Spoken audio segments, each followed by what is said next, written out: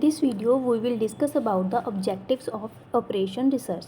जैसे कि मैंने आपको बताया था कि ऑपरेशन रिसर्च क्या होता है।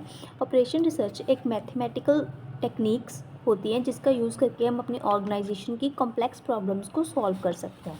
आज हम पढ़ेंगे इसके ऑब्जेक्टिव्स। फर्स्ट ऑफ ऑल आता है optimisation. To find the best possible solution to a problem given a set of constraints and any objectives. Optimization methods seek to maximize or minimize some quantity, for example, profit, cost, time और resource use. इसका क्या मतलब होता है? किसी भी organisation में किसी भी प्रॉब्लम के लिए बेस्ट पॉसिबल सॉल्यूशंस है उसको पता लगाना, ठीक है।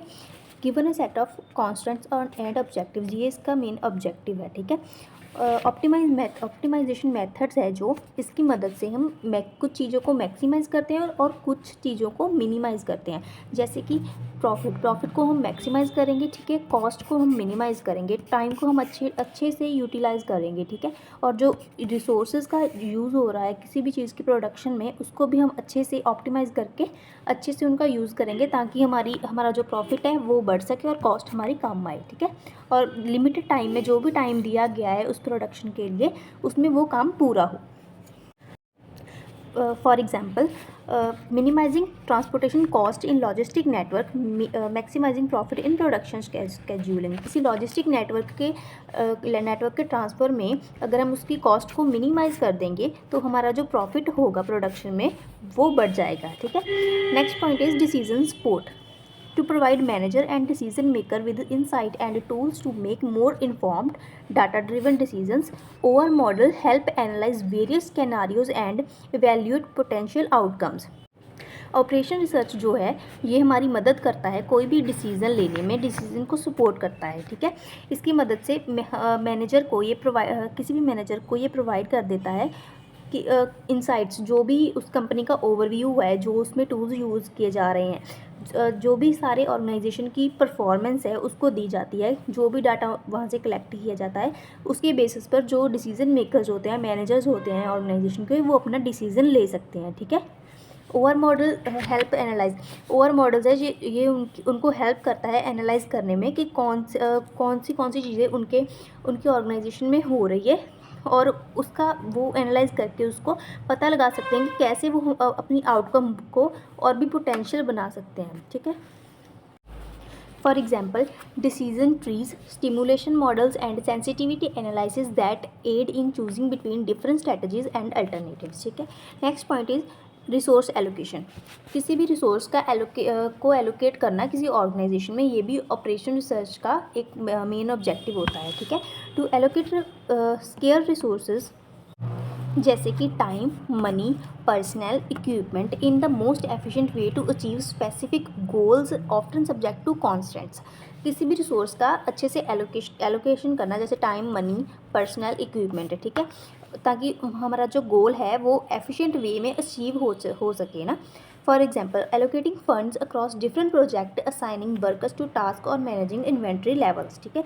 फंड्स को एलोकेट करना, ठीक है, डिफरेंट प्रोजेक्ट्स के लिए असाइन करना वर्कर्स को कि कौन सा वर्कर कहाँ पर काम करेगा, उसकी स्किल्स के मुताबिक है ना उसको टास्क दिया जाता है जो वो परफॉर्म करेगा, ठीक है। और मैनेजिंग इन्वेंट्री लेवल्स, जो भी रॉ मटेरियल यूज़ होगा उसको भी अच्छे से मैनेज करना और उनको एलोकेट करना कि किसको कितना रॉ मटेरियल दिया जाएगा और कितना दिया जाएगा, ठीक है।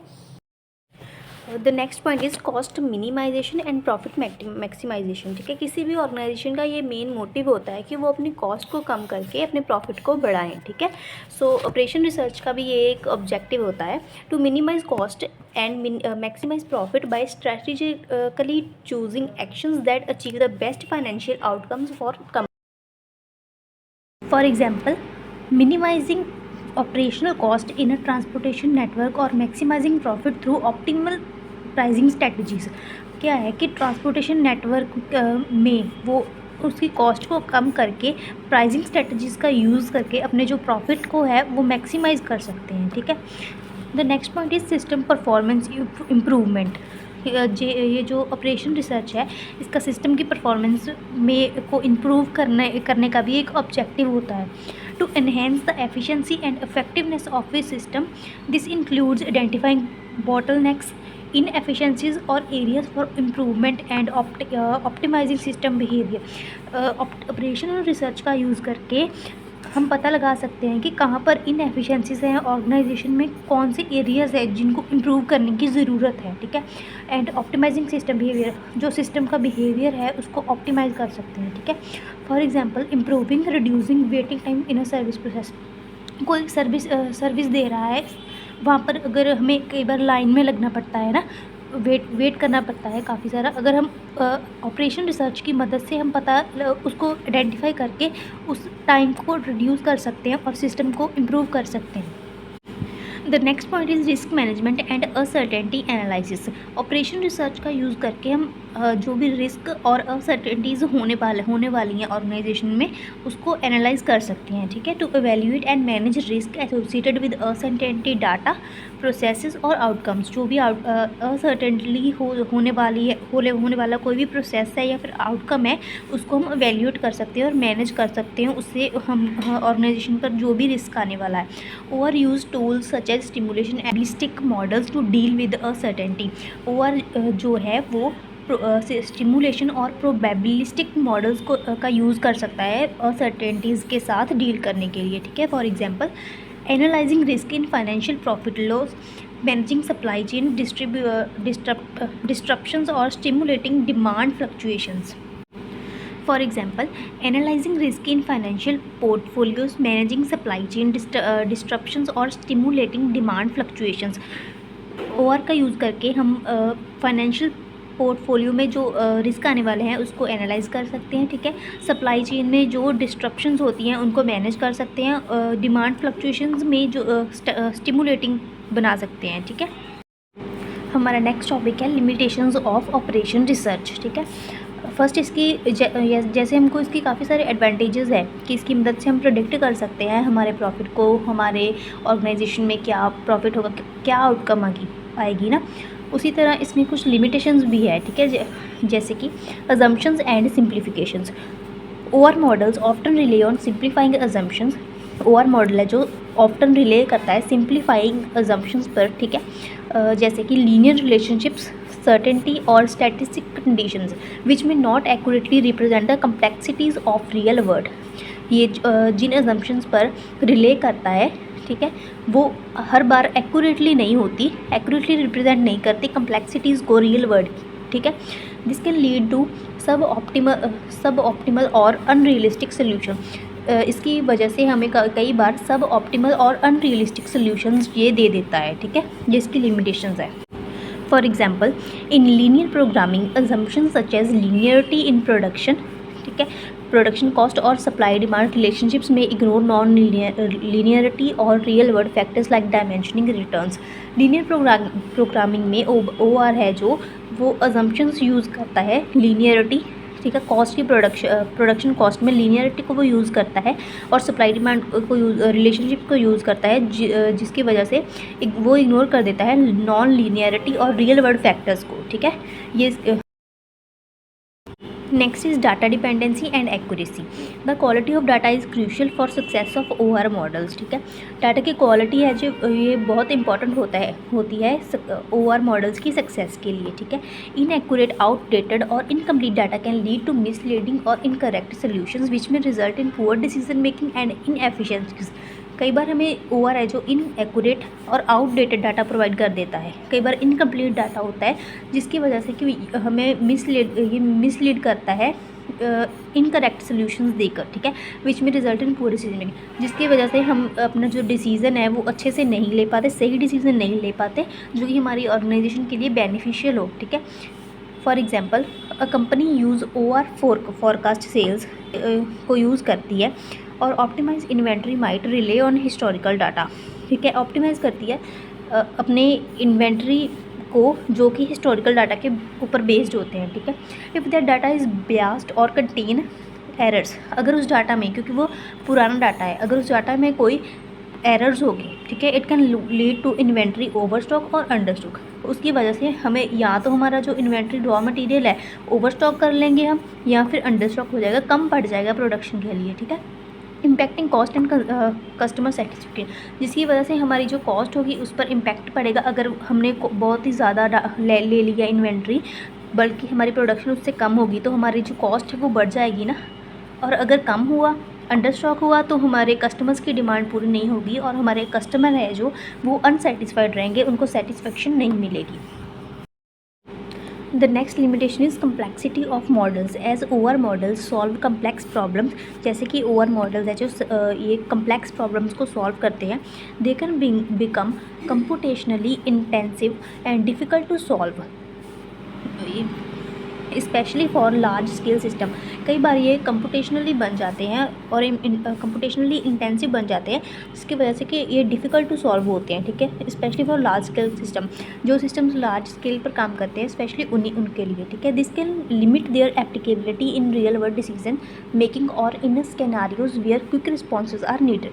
कई बार ये एप्लीकेबल होते हैं, एप्लीकेबल लिमिटेड होते हैं रियल टाइम में अपना डिसीज़न लेने में, और सम स्कैनारियोज़ में जहाँ पर क्विक रिस्पॉन्सेज की ज़रूरत होती है, ठीक है। For example, optimising transportation for global supply chain with thousands of nodes and constraints might require advance computational techniques that are time consuming and expensive in implemented. जैसे कि optimising transportation for global supply chain. Global supply chain के लिए जो optimisation transportation techniques ये use करता है, वह उसमें क्या होता है कि थाउजेंड ऑफ नोड्स होते हैं, कॉन्स्टेंट्स होते हैं, बहुत सारी ऑप्शंस होती हैं, ठीक है, जिनके लिए हमें रिक्वायरमेंट होती है एडवांस कंप्यूटेशनल टेक्निक्स की, जो कि टाइम कम कंज्यूम करे, ठीक है, बट वो एक्सपेंसिव होती है कि इम्प्लीमेंट करने के लिए, ठीक है। वहाँ पर उसकी जो मॉडल की कम्प्लेक्सिटी है जो बढ़ जाती है। Next point is lack of flexibility. OR models में कई बार लैक ऑफ फ्लेक्सिबिलिटी भी देखी जाती है, जैसे कि over models can be rigid and once developed they may not easily adapt to unfrozen changes और डायनेमिक कंडीशंस। ओवर मॉडल्स है कई बार रिजिड होते हैं, ठीक है, अगर उनको एक बार डेवलप हो गए, they may not easily adapt to unfrozen changes, उनमें चेंजेस नहीं कर सकते हैं ईजिली, डायनेमिक कंडीशन में होते हैं, ठीक है। This lack of flexibility can make it hard to adjust the model as a new factor और कॉन्स्टेंट्स एमर्ज। ये लैक ऑफ फ्लेक्सिबिलिटी जो है ये किसी भी मॉडल को हार्ड बना सकती है एडजस्ट होने के लिए। Model as a new factor बनने के लिए इसको एडजस्टमेंट करने में प्रॉब्लम आएगी, ठीक है। For example, manufacturing scheduling model may not account for unexpected machine breakdowns or sudden changes in demand, forcing decision makers to manually adjust processes. Over models flexible नहीं होते जब वहाँ पर क्या होता है कि मैन्युफैक्चरिंग स्केड्यूल मॉडल में not account for unexpected machine breakdowns. ये क्योंकि फ्लेक्सिबल नहीं होते तो वहाँ पर इनको प्रॉब्लम आती है, ठीक है। कोई भी सडन चेंज होता है डिमांड में, वहाँ पर इनको प्रॉब्लम आती है कि जैसे ओवर ने तो अपने हिसाब से हमें प्लान करके दे दिया कि इस काम को ऐसे करना है, बट फ्लेक्सिबिलिटी ना होने की वजह से अगर डिमांड में कोई चेंज आता है, सडन चेंज आ जाता है, तो ये इतना फ्लेक्सिबल नहीं है कि उसको अडाप्ट कर सके ईजीली, ठीक है। और next point is oversimplification of human behavior. Over model typically assume that decision makers behave rationally and that human psychology, bias or subjective judgment do not play a significant role. This can overlook the complexity of human behavior, leading to solutions that might not align with how people actually behave. Example, in a project scheduling problem, OR might recommend the most efficient resource allocation based purely on time and cost. However, team members' preferences, skills or motivation are often not captured, which can reduce the effectiveness of the solution, ठीक है। Next point is ethical and social implications. OR model may prioritize objectives measures like profit maximization, cost reduction or efficiency, often ignoring broader ethical or social factors such as job displacement, environmental impact और fairness. Over model है जो वो profit maximisation को priority देता है, ठीक है, cost की रिडक्शन को प्रायोरिटी देता है, एफिशिएंसी को देता है ऑफ्टन, बट वो इग्नोर कर देता है ब्रॉडर एथिकल और सोशल फैक्टर्स को, ठीक है, जैसे कि जॉब डिस्प्लेसमेंट, इन्वायरमेंटल पर उसका क्या इम्पैक्ट पड़ रहा है, कितनी फेयरनेस है उसमें, ये उसको इग्नोर कर देता है, ठीक है। For example, an OR model designed to minimize manufacturing cost may suggest outsourcing jobs to countries with cheaper labor, which could lead to significant unemployment in the local economy, creating ethical dilemma not addressed by the model. ये जो OR model है ये design किया गया है किसी भी चीज़ की मैन्युफैक्चरिंग की कॉस्ट को कम करने के लिए, ठीक है। जिससे क्या होता है, मैं suggest outsourcing jobs to countries without cheaper labour, ठीक है। ये सुजेस्ट करता है आउटसोर्सिंग जॉब्स किसी भी कंट्री को विद चीपर लेबर, ठीक है, चीप लेबर में उस काम को हो जाए, काम को कर सकें ना, which could lead to significant unemployment.